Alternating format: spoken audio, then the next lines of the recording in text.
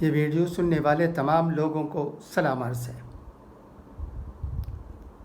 راشٹریہ سہارا روزنامہ میرے سامنے ہے۔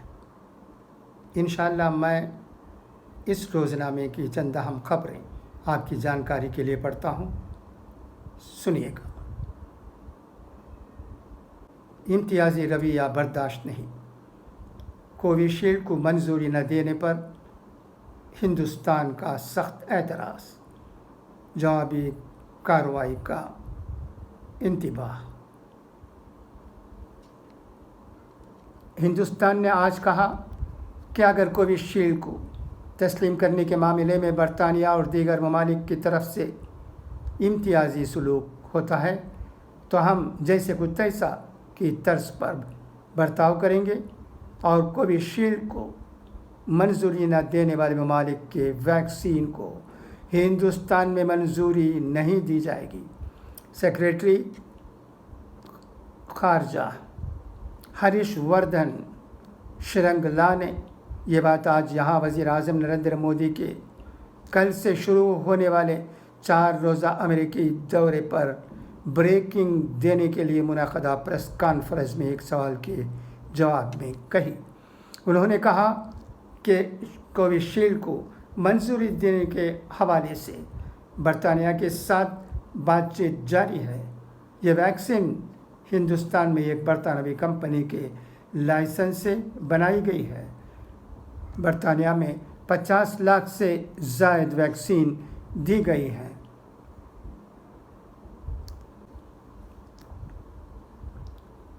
ایسی صورتحال میں برطانیہ کی طرف سے کووشیلڈ کو تسلیم نہ کرنا ایک امتیازی پالیسی ہے۔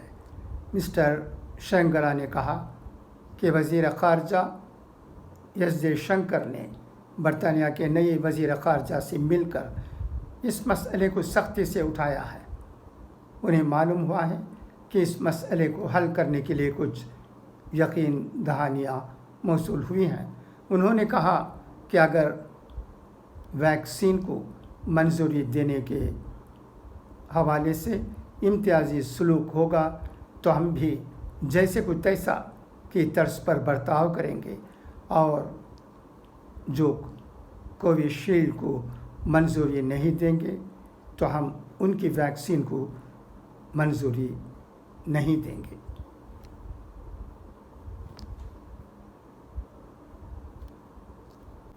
سعودی عرب کی ہند پاک تنازع کے حل کے لیے ثالثی کی پیشکش۔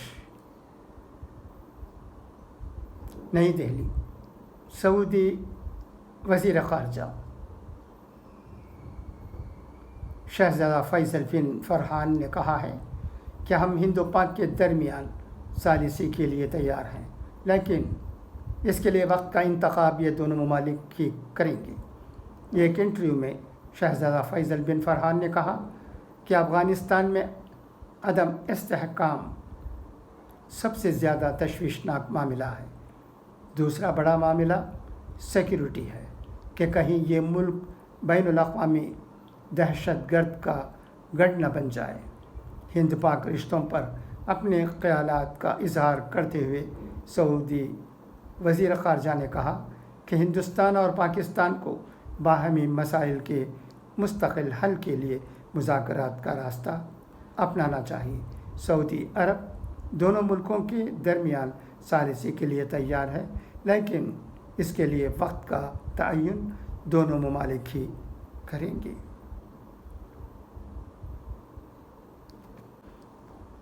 ہمارے دیش کے وزیر اعظم نریندر مودی جی کا امریکی یاترا آج سے شروع ہو رہا ہے۔ دہشت گردی اور افغانستان معاملے پر توجہ رہے گی۔ وزیر اعظم نریندر مودی جی کے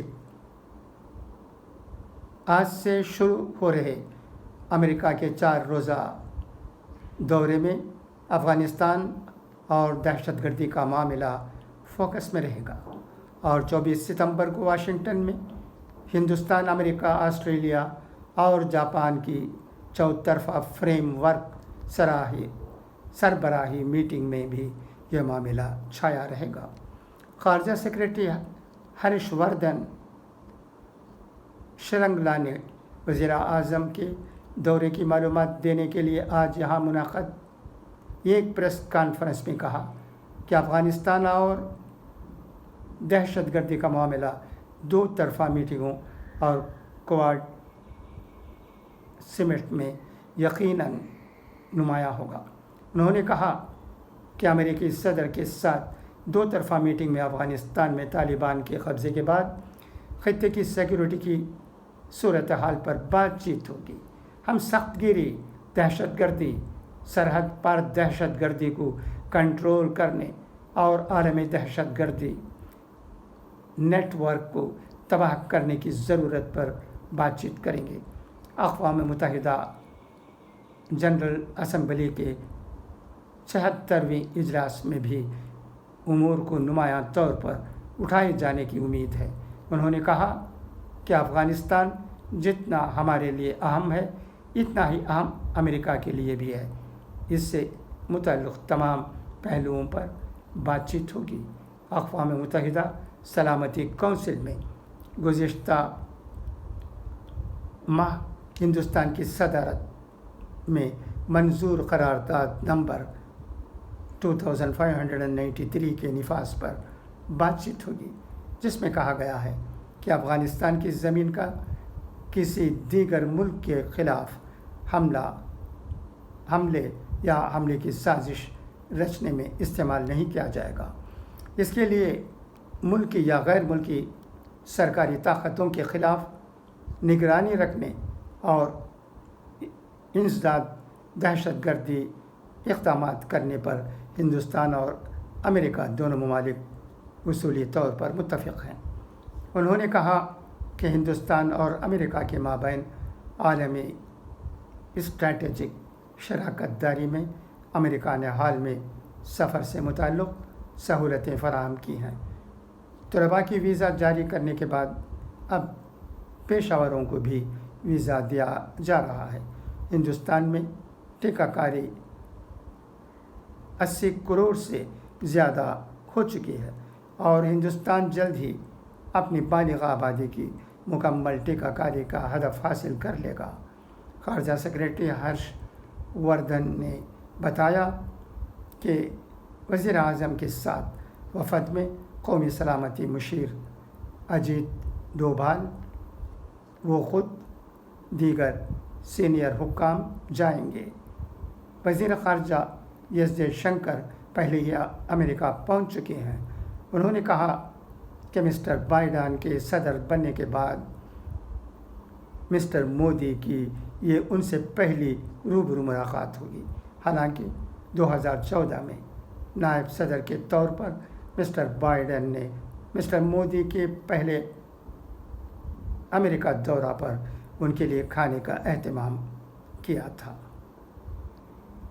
جمعیت العلماء ہند کی طرف سے روز بروز کوئی نہ کوئی اچھا پیغام اور کوئی نہ کوئی اچھا کام ہوتے نظر آتا ہے۔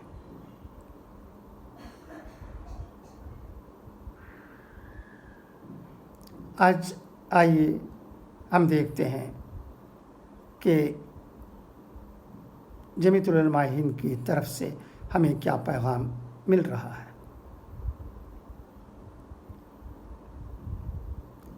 جمعیت العلماء ہند اور اس کے اکابرین اپنے قیام سے ہی ملک اور قوم و ملت کی فلاح و بہبود کے لیے کوشاں رہے ہیں اور آج بھی اسی نہج پر کامیابی کے ساتھ گامزن ہیں۔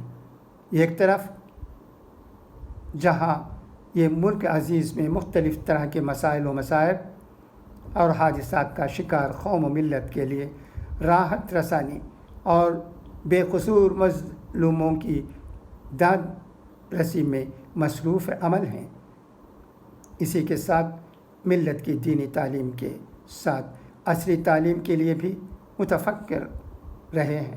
قوم و ملت کے سرمایہ داروں کو اس طرف توجہ دلائی جا رہی ہے۔ اعلیٰ تعلیمی ادارے قائم کیے جائیں گے تاکہ قوم کے اندر مفتی، عالم و حافظ کے ساتھ ساتھ ڈاکٹر، انجینئر، وکیل، پروفیسر وغیرہ ہر طرح کے قابل ماہرین موجود ہوں۔ انہیں تمام چیزوں کو مد نظر ان تمام چیزوں کو مد نظر رکھتے ہوئے جمعیت علماء ہند کے صدر مولانا سید ارشد مدنی نے مولانا حسین احمد مدنی چیریٹیبل ٹرسٹ اور ہند گرو اکیڈمی کے اشتراک سے جو عملی کوشش کی ہے وہ یقیناً مولانا مدنی کی گوناگون مصروفیات کے باوجود قابل ستائش اقدام ہے، جس کی قوم کو اشد ضرورت ہے۔ جمعیت علماء ہند دہلی کے تمام اراکین مولانا مدنی کے اس بروقت اقدام کو پورے ملک کے لیے ایک نمونہ عمل سمجھتی ہے اور امید کرتے ہیں قوم کے حوصلہ مند اور فکر مند سرمایہ دار حضرات مولانا مدنی کے نقش قدم پر چلتے ہوئے پورے ملک میں اعلیٰ تعلیمی اداروں کے قیام کی فکر کریں۔ دینی تعلیم کے ساتھ عصری تعلیم کے لیے قابل ستائش اقدامات جمعیت علماء ہند کی طرف سے کیے جا رہے ہیں، اس کی جتنی بھی تعریف کی جائے کم ہے۔ ہمارے ملک میں رہنے والے تمام علماء کرام اس بات کو نوٹ کریں اور اگر ہو سکا تو جمعے کے دن اسے زیادہ سے زیادہ لوگوں کے درمیان بیان کریں تاکہ لوگوں میں یہ جذبہ پیدا ہو کہ انہیں دینی اور عصری دونوں تعلیم کی ضرورت ہے۔ دوستو، اب آئیے اقوال زرین سنیں۔ یہ اقوال زرین ارسطو کے ہیں۔ ایک، اعلیٰ زندگی کی 4 نشانیاں ہیں۔ ایک نشانی اچھا بولنا، دوسری نشانی اچھا کردار و سیرت، تیسری نشانی اچھی نیت، چوتھی نشانی اچھی صحبت۔ دوسرا قول ارسطو کا، کارہائے گزشتہ پر افسوس نہ کرو ورنہ تمہیں اور افسوس کا سامنا کرنا پڑے گا۔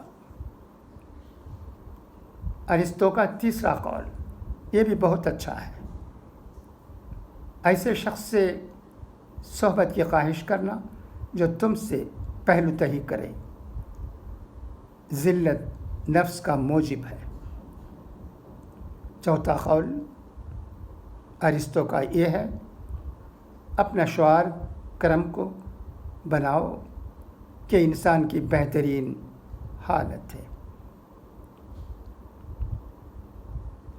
اچھا، تو اب اجازت، انشاءاللہ پھر ملاقات ہوگی، تب خدا حافظ، فی امان اللہ۔